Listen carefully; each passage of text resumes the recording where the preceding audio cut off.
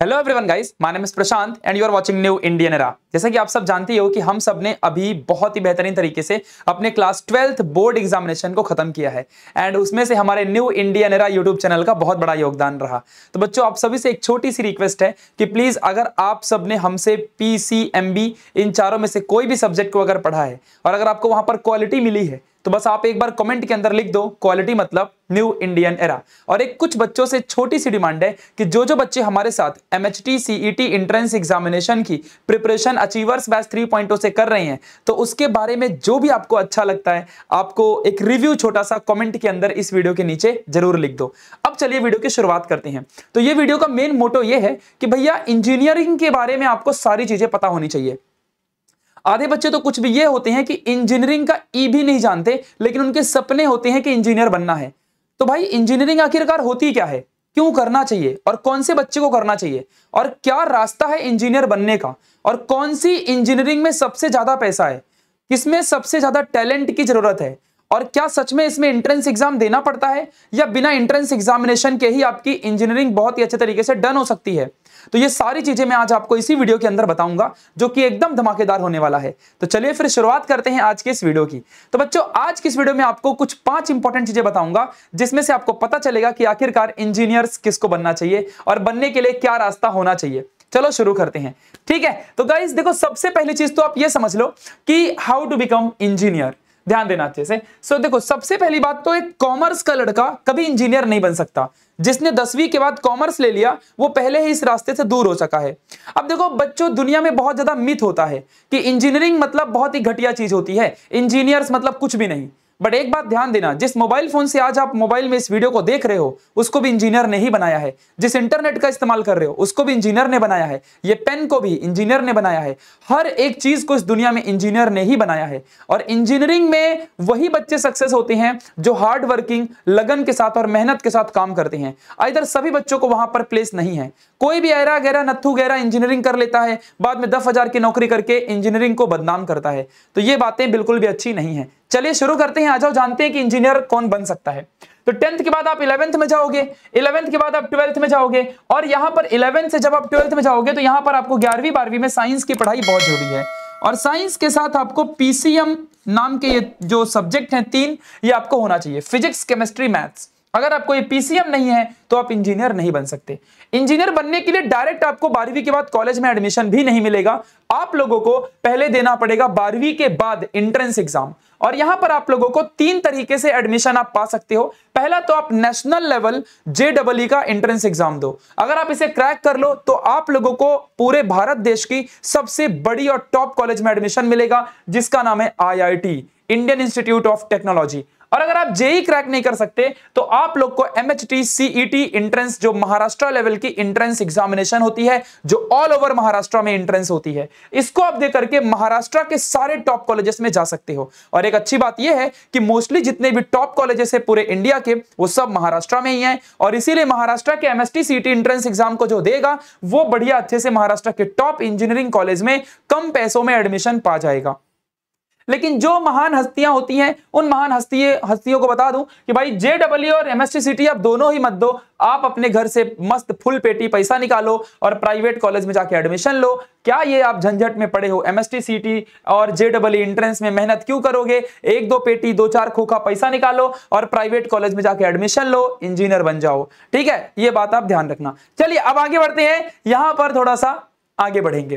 देखो, एंट्रेंस में भी आपकी एलिजिबिलिटी होती है। जैसे कि अगर आप एंट्रेंस देते हो तो 12वीं में आपके 75% होने चाहिए टोटल 12th स्टैंडर्ड बोर्ड में, तब जाकर के आप लोग JEE मेंस और JEE advance then top rankers अगर रहे तो आपको IIT कॉलेज में एडमिशन मिल जाएगा।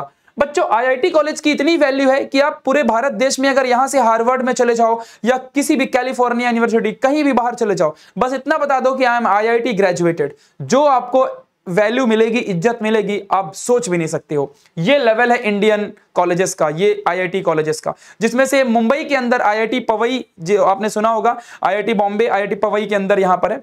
पवई एक एरिया का नाम है जहां पर IIT बॉम्बे नाम का कॉलेज सिचुएटेड है। तो ध्यान देना अच्छे से, जो कि टॉप कॉलेज है भाई पूरे इंडिया का। तो 12th के अंदर 75% होना चाहिए। फिर उसके बाद आपको JEE मेंस को क्रैक करना होगा, देन एडवांस को क्रैक करना होगा, देन उसके बाद अगर आपकी टॉप रैंक है तभी जाके आपको टॉप IIT कॉलेजेस में एडमिशन मिलेगा। अगर आपका जेई मेंस क्रैक अच्छे से नहीं हो पाया एडवांस के लिए, तो आप जेईई मेंस के बाद आपको सीधा एनआईटी के कॉलेजेस में भी आपको एडमिशन मिल जाएगा, नेशनल इंस्टीट्यूट ऑफ टेक्नोलॉजी। ठीक है, ये ध्यान देना, ये भी अच्छे कॉलेजेस ही होते हैं, इसे हम लोग को इग्नोर नहीं करना चाहिए। लेकिन अगर मान लो जो बच्चे के 12वीं में 75% ही नहीं हुए, अब वो क्या करेगा? या अगर हो भी गए तो जेई मेंस क्रैक नहीं हुआ, शिफ्ट 1 में तो आपने हालत देख ही ली होगी, किसका किसका शिफ्ट 1 खराब गया है, परसेंटाइल कितने आपके बने हैं, जरा एक बार बता देना जेईई के अंदर। और वैसे भी अगर आप महाराष्ट्र स्टेट बोर्ड के बच्चे हो तो आपसे वैसे भी ये क्रैक नहीं हो पाएगा, क्योंकि 10th स्टैंडर्ड तक ही आपने स्टेट बोर्ड से पढ़ाई करी है। तो 11वीं 12वीं में आप लोगों के लिए एमएसटी सीटी एंट्रेंस महाराष्ट्र बोर्ड बना के देता है, आप इसके पीछे भागो, यहां क्यों भाग रहे हो, जो कि सीबीएसई एनसीईआरटी का सिलेबस है। तो यहां पे आ जाओ, एंट्रेंस के अंदर 12वीं में आपके मिनिमम 45% चाहिए, अगर आपके 45 से कम है तो आपका कोई लेना देना नहीं इस दुनिया में, ये वीडियो को यहीं छोड़ के चले जाओ।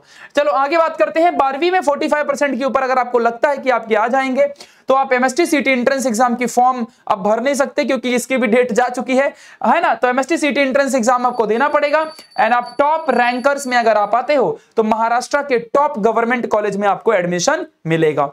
और बच्चों ये बिल्कुल मत भूलना कि महाराष्ट्र के अंदर सीओईपी या फिर कोई भी एसपीआईटी या विजेटीआई या फिर कोई भी हमारे कॉलेजेस हो महाराष्ट्र के गवर्नमेंट इंजीनियरिंग कॉलेज, अगर आपको इनमें एडमिशन मिल गया तो आप लोगों के मैक्सिमम पैकेज 25 से 30 लाख तक जा सकता है। मिनिमम तो 5 लाख भी मिलता है, लेकिन उसी बैच के किसी एक बच्चे को 30 से 40 लाख का भी पैकेज मिलने के चांसेस होते हैं।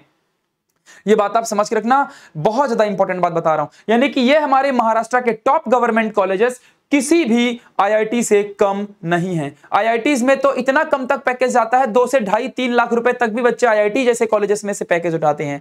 मैक्सिमम तो 2 करोड़ भी वहां पर होता है, लेकिन यहां पर मैक्सिमम 30-40 लाख का स्टेट गवर्नमेंट के हिसाब से आपको अच्छा पैकेज मिलता है। और एक कोई भी स्टेट गवर्नमेंट से पढ़ने वाला लड़का, स्टेट बोर्ड एसएससी से पास हुआ लड़का भी अच्छा पैकेज यहां पर उठा सकता है, ये बात ध्यान देना।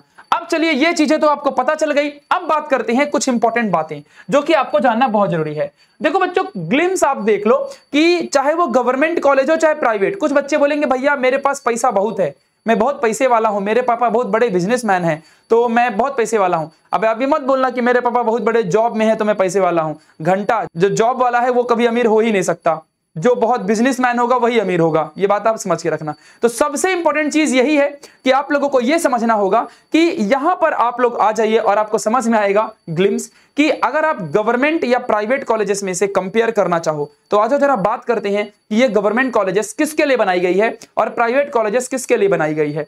तो देखो, गवर्नमेंट कॉलेजेस में अगर आप जाते हो तो ध्यान देना अच्छे से, आपकी जो फीस होगी एक साल की 20,000 से 50,000 के बीच में एक साल की फीस होगी, जो कि बहुत ही कम फीस है इंजीनियरिंग जैसे प्राइवेट या फिर प्रोफेशनल इंस्टीट्यूट में पढ़ने के लिए या फिर प्रोफेशनल डिग्री करने के लिए। कट ऑफ इसका 200 से 150 के ऊपर जाता है और पैकेजेस इसमें मैक्सिमम सोच लो 30 लाख रुपए तक इसमें पैकेजेस बच्चे होते हैं। अब बात करते हैं प्राइवेट कॉलेजेस की। प्राइवेट कॉलेजेस में मिनिमम फीस 1.5 लाख रुपए होती है, 1,50,000 रुपए आपको मैकेनिकल इंजीनियरिंग करने के लिए फीस भरना पड़ता है। अगर आप यही कंप्यूटर साइंस इंजीनियरिंग की बात करो तब तो भाई बाप रे बाप 4 लाख तक फीस जा सकती है मुंबई, नागपुर, नासिक जैसे कॉलेजेस के अंदर। ये बात आप एक साल की फीस, ये बात आप सोच लो। तो यहां वही बच्चे जाते हैं जो, समझ जाओ अभी, है ना, 200 में से 80 के ऊपर भी लाएगा बेटा एमएसटी सीटी में तो आपको एडमिशन यहां पर मिल जाएगा। मैक्सिमम पैकेज कोई जिम्मेदारी नहीं है, मिला तो ठीक, नहीं मिला तो भी ठीक, क्योंकि आप वैसे ही अमीर हो, फोकट में डिग्री लेनी थी आपको बस 20 लाख खर्चा करके 4 साल में, ठीक है। तो पैकेज की ये बात है। लेकिन अगर आप गवर्नमेंट में जाते हो तो अगर आप टॉपर हो तो आपको मस्त पैकेज मिलेगा। अगर आप गवर्नमेंट कॉलेज में जाके वहां पर भी बैक बेंचर बन गए तो आपको वहां पर भी कुछ नहीं मिलेगा, ये बात आप सोच के रखना। चलिए अब आज बात करते हैं सबसे इंपॉर्टेंट, अगर बच्चों आपसे जेईई मेंस या जेईई एडवांस एंट्रेंस क्रैक नहीं होता, एक बात आप जरूर अपने माइंड में सेट कर लो कि इंजीनियर वही लड़का अच्छा इंजीनियर बनेगा जो लड़का 12वीं के बाद एंट्रेंस एग्जाम को क्रैक करेगा। बिना एंट्रेंस एग्जाम को क्रैक किए आप इंजीनियर नहीं बन सकते, कोई भी हमारे भारत देश में प्रावधान नहीं है। अगर आपके पास पेटी भर के पैसा है तो आप प्राइवेट कॉलेजेस में जरूर एडमिशन ले सकते हो, बट अगर आपको अच्छा इंजीनियर पढ़ा लिखा इंजीनियर, टैलेंटेड इंजीनियर अगर आपको बनना है और अगर आपके पास पैसे कम हैं तो आप महाराष्ट्र के या इंडिया के किसी भी टॉप गवर्नमेंट कॉलेज से पढ़ सकते हो। उसके लिए आपको एंट्रेंस एग्जामिनेशन देनी पड़ेगी। जैसे कि अगर आप महाराष्ट्र स्टेट बोर्ड से हो तो आप लोगों को MHT CET नाम का एंट्रेंस एग्जाम देना पड़ेगा, और अगर आप लोग नेशनल लेवल CBSE एंट्रेंस के लिए प्रिपरेशन कर रहे थे तो आपको JEE mains, then advance, then उसके बाद आपको कॉलेजेस में टॉप रैंक अगर आपका आता है तो आपको अच्छे टॉप IIT इंस्टीट्यूट्स में एडमिशन मिल जाएगा।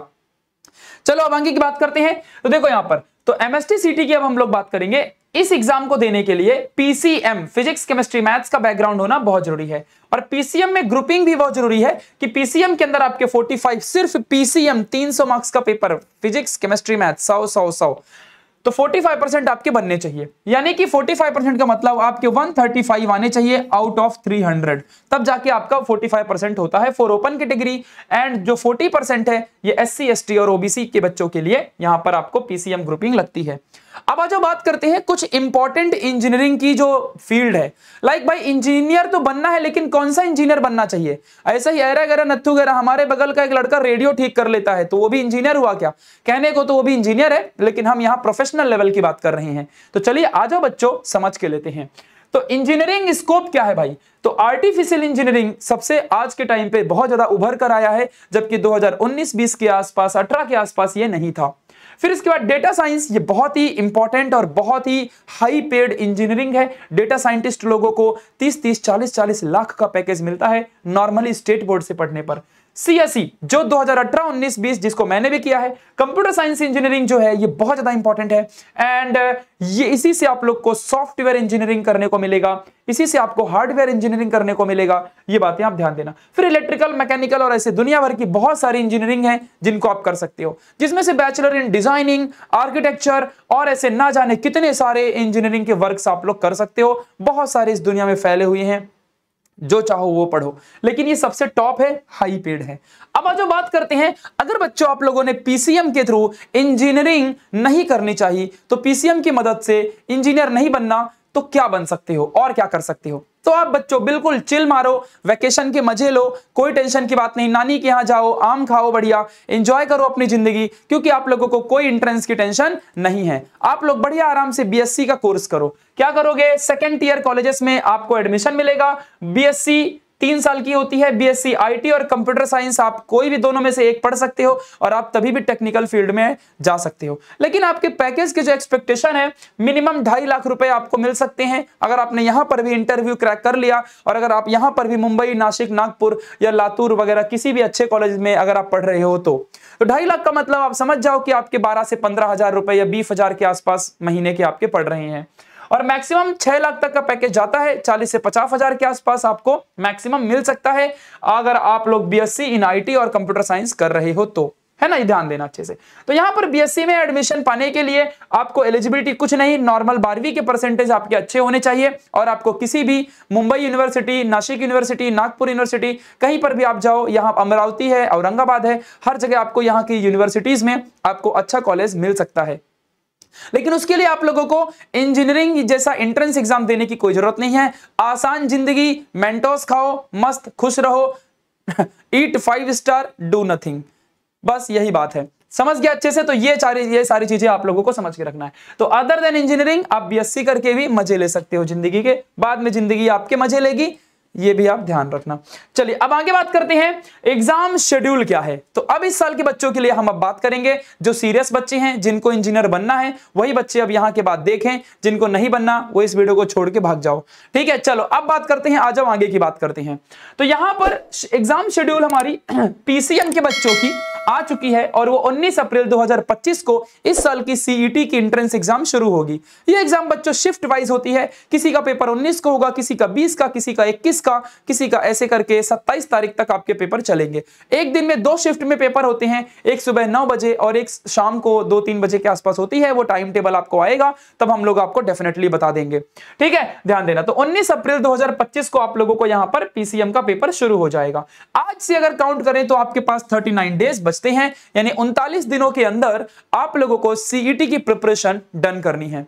और अगर आप अभी भी अपने बोर्ड एग्जाम में बिजी हो या किसी और एग्जाम में बिजी हो या इंस्टाग्राम फेसबुक में मजे ले रहे हो, तो फिर जिंदगी बाद में आपके मजे लेगी, ये आप सोच लेना कि आपके पास कोई दूसरा ऑप्शन नहीं होगा रोने के अलावा। चलो शुरू करते हैं 39 डेज में किस तरीके से आप लोग सीईटी एग्जाम को क्रैक करके और 99 परसेंटाइल ला सकते हो। क्या सच में 39 डेज के अंदर पॉसिबल है एंट्रेंस एग्जाम को क्रैक करना? तो मैं बोलता हूं यस। महाराष्ट्र के सारे किसी भी बच्चे से आप इंटरव्यू में पूछ लो, मोस्टली बहुत सारे स्टूडेंट्स इन्हीं कम दिनों के अंदर ही अपने एंट्रेंस को क्रैक करते हैं, क्योंकि वो लोग 11वीं और 12वीं का पूरा सिलेबस पहले ही पढ़े होते हैं। 12वीं बोर्ड एग्जाम के लिए आपने पढ़ाई करा है ना, तो बस वही सारा का सारा सिलेबस आप लोगों को सीईटी के अंदर भी आएगा। बस यहां पर एमसीक्यू पैटर्न में क्वेश्चंस होंगे, और एक अच्छी बात यह भी है कि यहां पर कोई भी नेगेटिव मार्किंग भी नहीं है। ये बात आप समझ के रखना। अब आ जाओ आगे बात करते हैं कि 39 डेज में आपको कितना सिलेबस पढ़ना है। तो सिलेबस एमएसटी-सीटी में कंप्लीट 12वीं का आपका जो एमएसटी-सीटी का सिलेबस है, कंप्लीट 12वीं बोर्ड एग्जामिनेशन के लिए जो आपने किताब पढ़ी है, वही किताब से आप लोगों के क्वेश्चंस बनेंगे। और 11वीं में जो आपने 11वीं की किताब पढ़ी है, वहां से कुछ सिलेक्टेड चैप्टर्स हैं जिसके ऊपर मैंने वीडियो ऑलरेडी बना दिया है। यहां पर फिजिक्स, केमिस्ट्री और मैथ्स के ये हमारे 3 सब्जेक्ट हैं, जिसमें से फिजिक्स में 50 क्वेश्चन, केमिस्ट्री में 50 क्वेश्चन और मैथ्स में 50 क्वेश्चन होते हैं। टोटल 150 क्वेश्चन होते हैं और 200 मार्क्स का पेपर होता है। फिजिक्स और केमिस्ट्री में 1 क्वेश्चन 1 मार्क्स का, मैथ्स में 1 क्वेश्चन 2 मार्क्स का होता है। इसीलिए मैथ्स अकेला 100 मार्क्स का और ये 50-50 मार्क्स के 50-50 क्वेश्चन। अगर फिजिक्स में क्वेश्चन पेपर के अंदर जब आप देखोगे तो यहां पर 40 क्वेश्चन 12वीं से, 10 क्वेश्चन 11वीं से।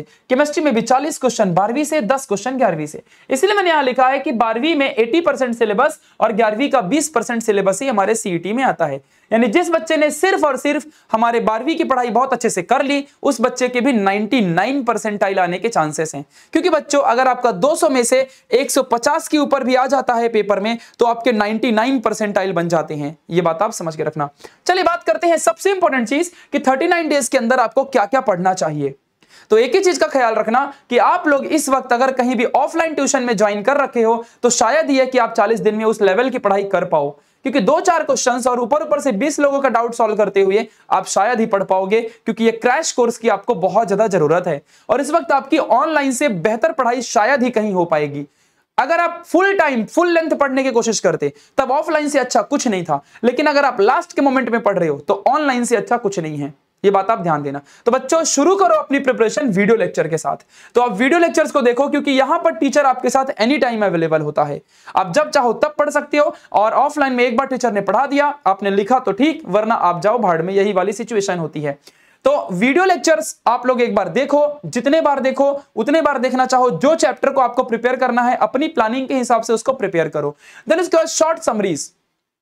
12वीं की आपके पास नोट्स होंगी, उन्हीं नोट्स को आप शॉर्ट समरीज समझ लो और आप उनको अच्छे से पढ़ाई करो। फॉर्मूला शीट्स आपके पास पूरी होगी, आपके टीचर्स आपको देते होंगे ऑनलाइन में ऑफलाइन में हर जगह, आप उनका इस्तेमाल करो और रीड करो।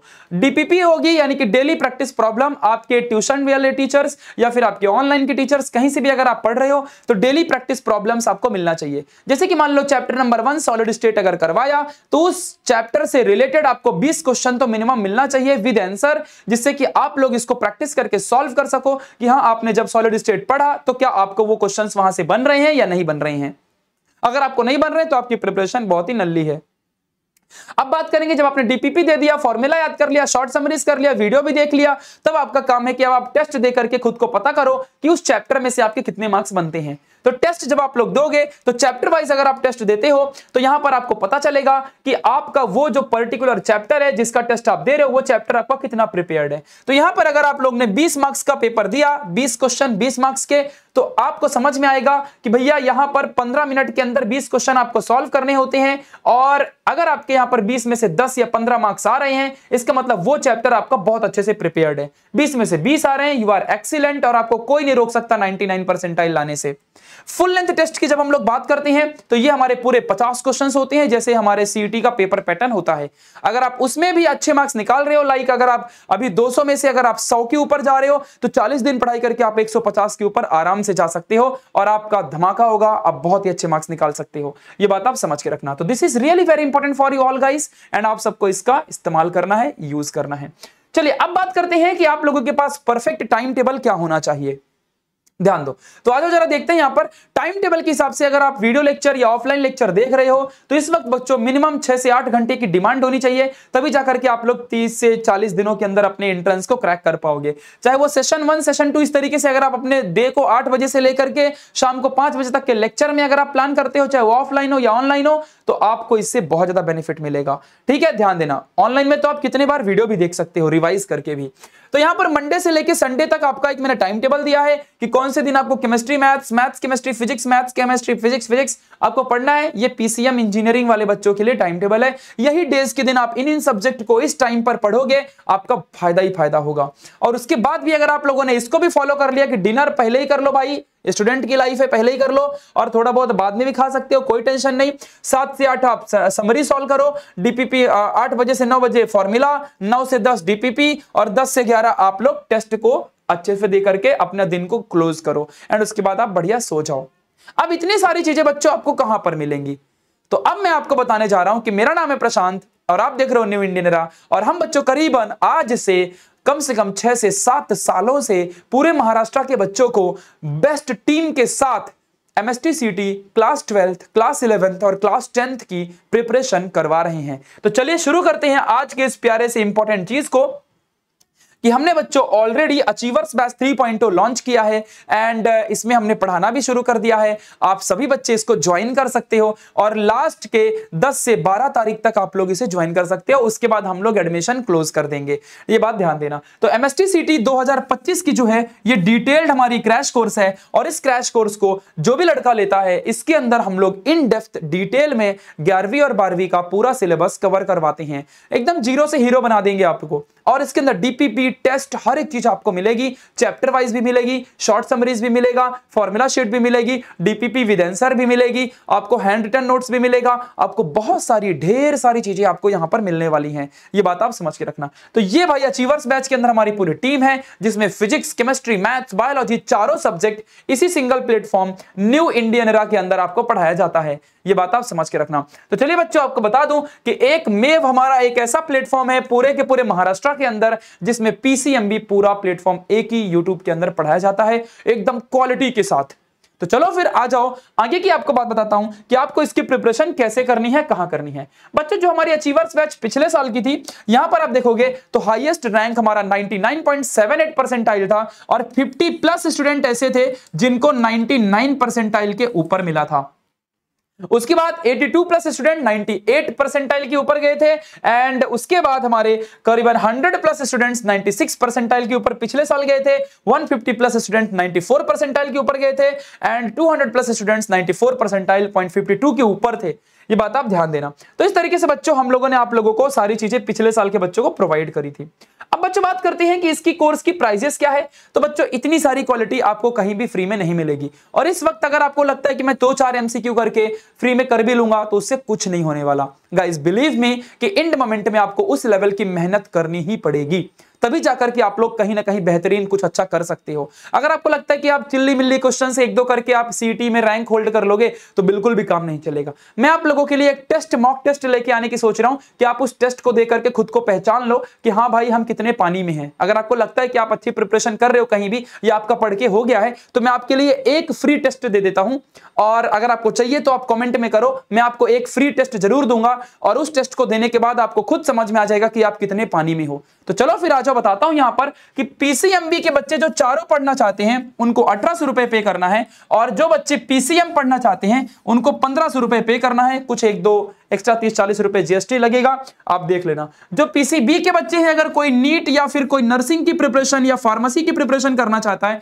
उसके लिए भी सिर्फ 1500 रुपए में ही आप पीसीबी की पढ़ाई भी कर सकते हो। सोचो इतना पढ़ के आप 40 दिन में पूरा केमिस्ट्री, पूरा फिजिक्स, पूरा बायो, पूरा मैथ्स, 11वीं 12वीं का पूरा सिलेबस लाइव लेक्चर में वही टाइम टेबल के साथ, short summaries, formula sheet, hand written notes, session notes and live lecture plus उसकी recordings, in depth, in detail, MCQ solving, advance level question, PYQs का सॉल्यूशन, ये सब कुछ आपको करवा करके इतने पैसों में सब कुछ दिया जा रहा है। 500 रुपए एक सिंगल सब्जेक्ट के ऐसे में होते हैं। सोचो बच्चों। तो चलो बात करते हैं कि आप इन बैचेस को कैसे खरीद सकते हो और कहां से खरीद सकते हो। चलो आज बात करते हैं। तो सबसे पहले आप लोग डाउनलोड कर लो न्यू इंडियन एरा ऐप, जहां आपको पेपर लीक मिला करता था। सही बात है कि नहीं? तो आप इसे डाउनलोड कर लो और इसी के अंदर आप लोगों को हम पढ़ाएंगे। यहीं पर हमारे लेक्चर भी होंगे, यहीं पर आपको टेस्ट भी मिलेगा। इसी ऐप के अंदर आप लोगों को सब कुछ मिलेगा, live lecture, recording, hand written notes, short notes, सब कुछ आपको पीडीएफ के फॉर्म में मिलेगा। और जो लेक्चर्स होंगे वो लाइव हम इसी तरह पढ़ाएंगे जैसा आप मुझे अभी देख रहे हो। ठीक है, चलो आज हम आगे बढ़ते हैं। थोड़ा सा आ जाओ आगे, आपको बताता हूं। तो सबसे पहले बच्चों, जब आप लोग एप्लीकेशन को ओपन कर लोगे तो इस तरीके से कुछ आपको दिखाई देगा। और देखो नीचे यहां पर 4 सेक्शन है, होम, स्टोर, चैट और प्रोफाइल। तो आप लोगों को स्टोर सेक्शन में जाना है। जैसे इसमें आप लोग क्लिक कर दोगे, देखो यहां पर स्टोर सेक्शन, यहां पे जैसे आप लोग क्लिक कर दोगे, क्लिक करके आओगे, आपकी बैचेस दिखेगी। आपको पीसीएम भी चाहिए, आपको पीसीएम चाहिए, आपको और जो भी बैचेस पीसीबी चाहिए, आप अपनी बैच में क्लिक करो, आपके सामने बैच दिखाई देगी। आप उसमें एक बार जैसे क्लिक करोगे, आगे जाओगे, यहां पर जैसे नीचे आओगे क्लिक करने के बाद, तो यहां पे बाय नाउ का ऑप्शन आएगा। बच्चों जैसे ही आप लोग बाय नाउ पे क्लिक कर दोगे, आपको 2 ऑप्शन दिखाई देगा पेमेंट करने के लिए। अब बहुत सारे बच्चे बोलते हैं कि भैया पेमेंट तो हम कर देंगे तो आपको ही मिलेगा ना, ये कंफर्म है ना? अरे भाई, दिस इज ऑटोमेटिक सिस्टम। अगर आप सीएस या आईटी बैकग्राउंड से हो तब तो आपको बताने की जरूरत भी नहीं है।